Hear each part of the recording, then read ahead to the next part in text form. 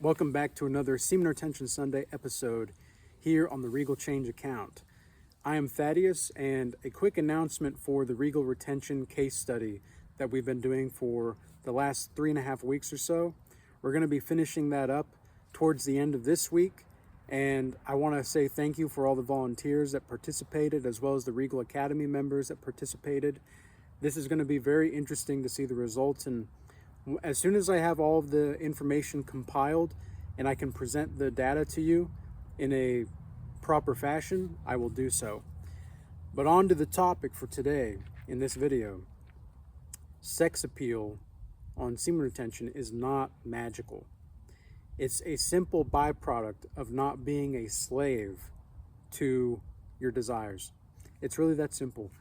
And most men are slaves to their own lust, and they think that they need to conquer lust in order to feel as though they can receive grace.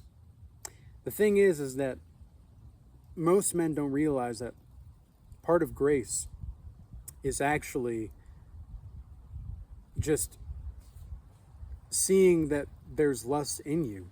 like part of grace, part of recognizing the grace is part of recognizing what it means to be human.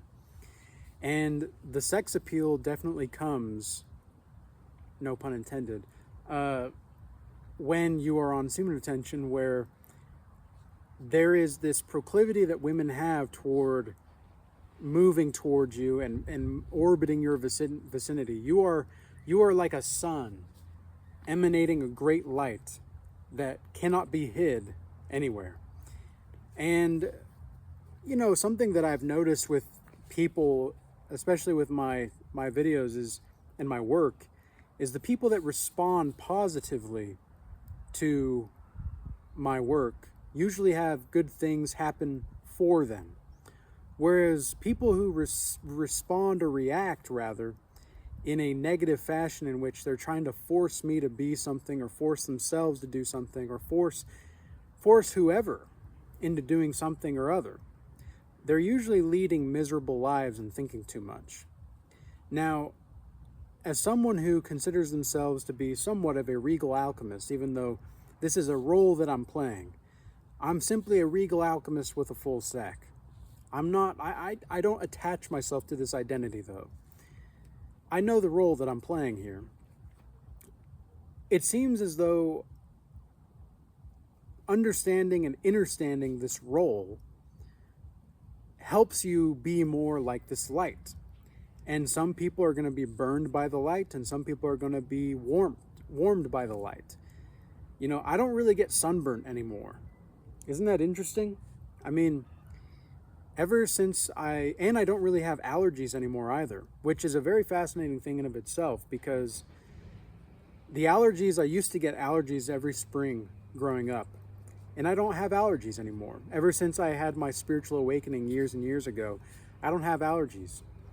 And ever since my spiritual awakening as well, when I first started to stand my ground and be more in my masculine form, because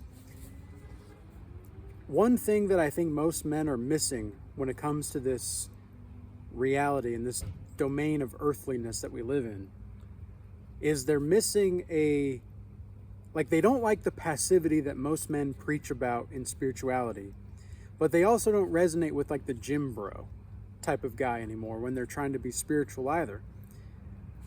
Hence, the regal alchemist Thaddeus is born. Is because I see great value in being the ferocious, sexually appealing man, but I also see great value in being the calm, cool, collected, at ease with existence type of man. And I think that having that 3-dimensional plus 5-dimensional plus perspective of life is actually going to be very congruent with a lot of women. You see, you're going to be like a psychedelic for women. That's one of the reasons why you have such high sex appeal on semen retention, is because you are controlled chaos in form. And women love this. They love not being able to know what you're going to do next, but they also really hate to love it. They hate to love it, man. They hate to love it. And it's interesting because you might have dreams with women who you might not have even met yet, or that you know, and you're speaking to them in the spiritual realm, and they're trying to ask you about certain things or do certain things in the dream, and they're trying to, like, come on to you in the dream.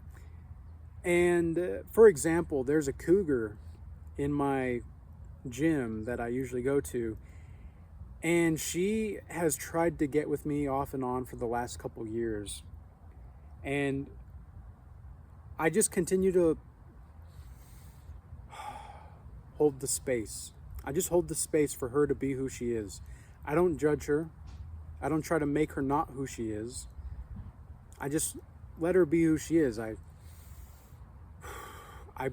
be the space in which there's nothing clinging or attached or pushing away either.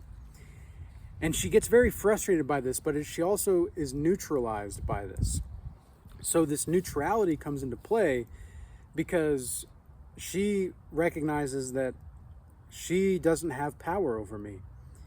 And she loves it, right? But I've had dreams with her, and I would never really tell her this, but I've had dreams with her where she's trying to force herself onto me, and she tells me in the dream, she says, I'll do whatever you want. Please just tell me what I can do for you. I'll do whatever you need me to do. She just really wants my energy.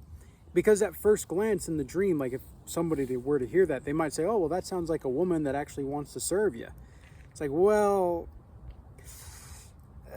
not really, man. Not really. She wants to serve me so that I can be... She wants the rush of getting a reasonably young man who is having a full sack and is, well, a regal alchemist that's attractive, if I might say. I don't know why men are not thinking about themselves more as attractive. You don't have to be physically attracted to be attractive. It's about your presence. What kind of presence do you bring to the table? I think that every man is, if they were to truly see themselves as the divine soul that they really are, they would see how beautiful they are. In fact, I would say also that man in his fullest form is more beautiful than woman. Now, this is not to say that the women in general are more beautiful, because there's really, in my experience, there's really nothing more beautiful than a woman who knows how to take care of herself and her body and isn't a hoe or a whore. There's nothing more beautiful than that, in my experience.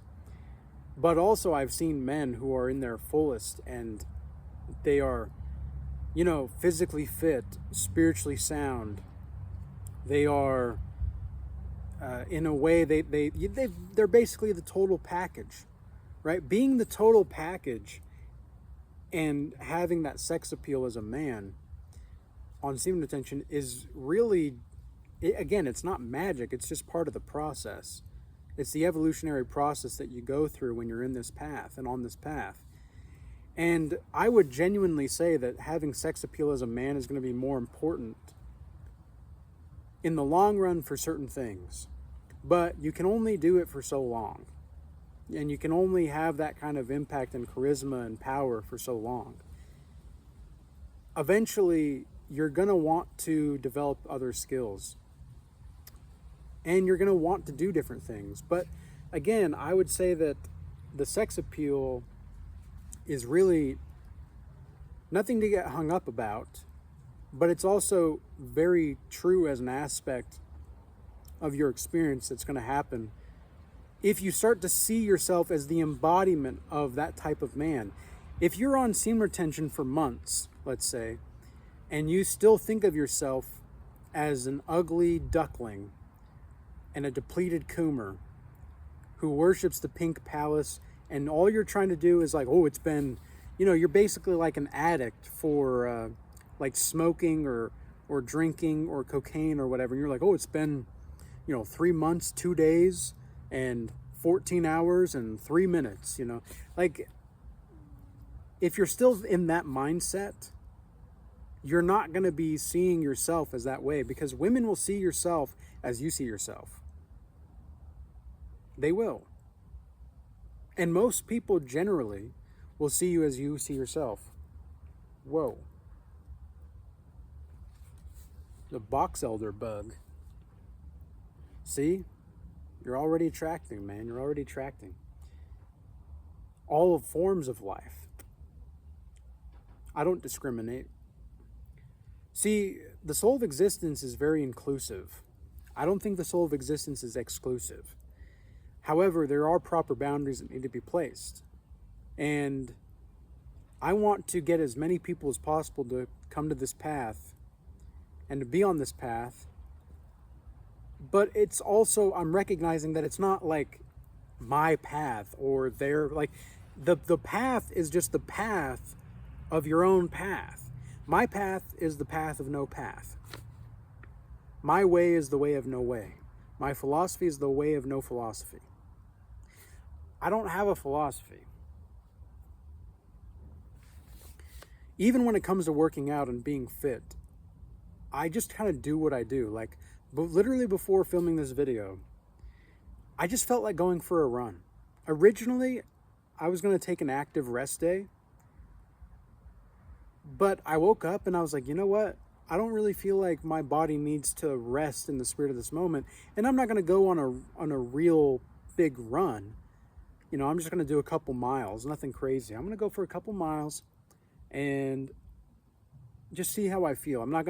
I won't go to the gym today, but I just want to run a couple miles because that's what I feel like is necessary. And on my run, when I was going around and I saw the mountains, because the mountains, oh yeah, for anybody that's been aware of my videos, look at all these trees that were cut down, man. Look at all the trees that were cut down.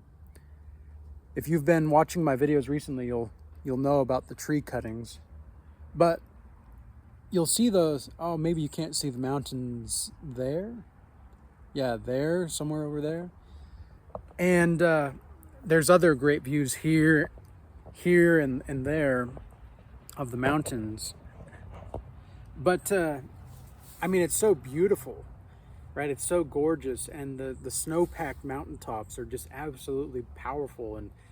And as I was running, I just had this psychedelic experience for a brief, minute or so during my run, in which when I was looking at the mountains, I just, the complete totality of life I could see in those mountains. And having that presence, see, women want that presence. I was never, I don't have to even try with women anymore. It just is what it is. And I know that it's because of my presence. I can make them feel at ease in their own body. I can ease the darkness of their soul. I can ease who they believe they are. I can ease what would you say? I can ease the shadow, right? I can ease their shadow. And that's why women love me. And this is not just a mindset. I've curated that into a reality. And I'm not flexing here. Okay, I'm not trying to flex. I'm saying that you can do this, and it's not really magic. It's just a byproduct of being more whole. That's all that it is. That's all it is. So, with all that being said, I hope this message was useful and insightful for you. I hope you all stay blessed. Peace. Until next time.